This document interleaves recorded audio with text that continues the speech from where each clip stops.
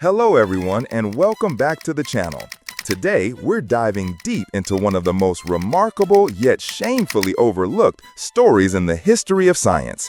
It's a story about a woman whose scientific genius was initially brushed aside as mere girl talk. Imagine for a moment that it's the 1950s. The highest mountains have been climbed, the continents have been charted, but the deep ocean floor, covering more than 70% of our planet, is a complete mystery. It's a vast, dark, unknown territory, as alien to us as the surface of the moon. Now, imagine dedicating your life to mapping this final frontier, only for your groundbreaking, earth-shattering discoveries to be met with condescending skepticism and blatant gender bias. This is the incredible, defiant journey of Marie Tharp, the cartographer who, against all odds, pieced together the puzzle of the ocean floor and fundamentally rewrote our entire understanding of geology. Born in 1920 in Ypsilanti, Michigan, Marie Tharp's path was anything but conventional. Her father was a soil surveyor for the U.S. Department of Agriculture. And from a young age, Marie was exposed to the meticulous art and science of mapmaking. She would often accompany him on his fieldwork, learning the language of landscapes, contours, and data points. This early immersion in cartography planted a seed. Yet, in the early 20th century, geology was considered a man's world, a rugged, outdoor profession. But World War II inadvertently opened a door. With many men fighting overseas, universities began accepting women into programs they were previously barred from. Marie seized this opportunity, earning a master's degree in geology from the University of Michigan, followed by a degree in mathematics from the University of Tulsa. In 1948, armed with this formidable education, she landed a job at the Lamont Geological Observatory at Columbia University, a nerve center for oceanographic research. However, the barriers were far from gone. At Lamont, a strict rule was in place. Women were not allowed on the research vessels. The deep sea was a man's domain.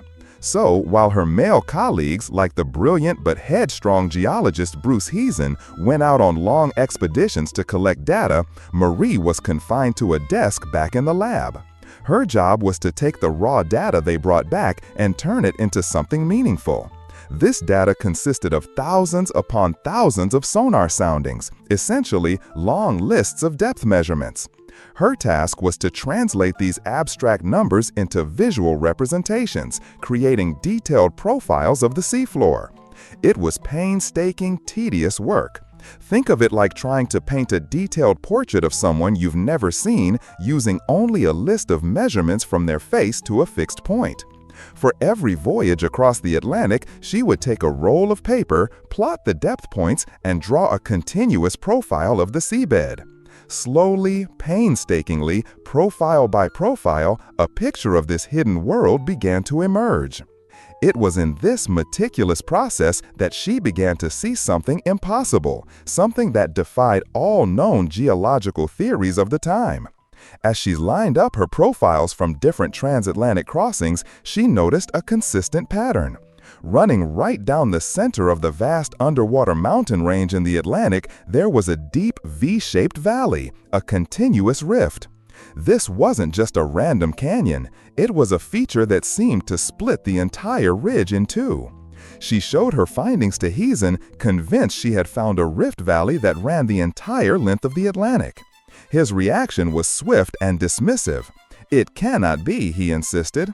The idea of a rift valley suggested that the ocean floor was being pulled apart, a concept that flew in the face of the established scientific dogma of a static, unchanging Earth. He famously waved it away as girl talk.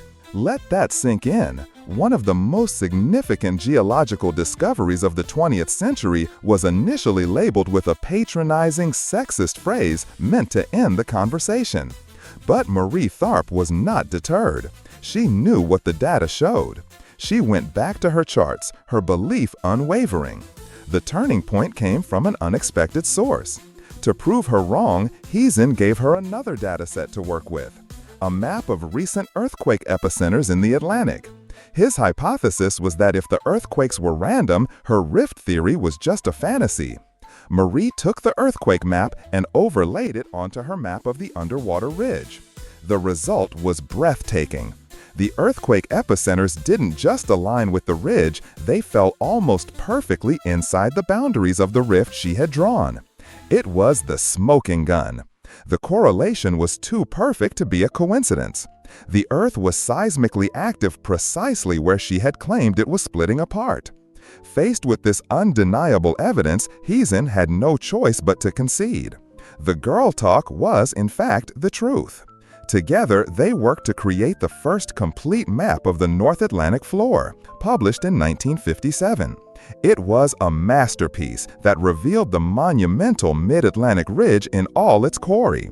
This map, and the subsequent maps of the entire global seafloor they created, provided the crucial visual evidence that helped validate the then controversial theory of plate tectonics and continental drift. For the first time, scientists could literally see the seams of the Earth, the massive underwater mountain ranges where new oceanic crust is born, pushing the continents apart. Marie Tharp's persistence and her rigorous interpretation of data forced the scientific community to abandon a century of dogma and acknowledge the profound, dynamic reality of our planet. Her legacy is not just in the beautiful, intricate map she created, but in her courage to see what others couldn't and to believe in the evidence even when the world told her she was wrong. Her work fundamentally changed how we view the very ground beneath our feet, revealing a planet far more active and alive than ever imagined. What do you think is the most inspiring part of Marie Tharp's story? Her scientific insight or her perseverance against bias? Subscribe for more, and we'll see you in the next one.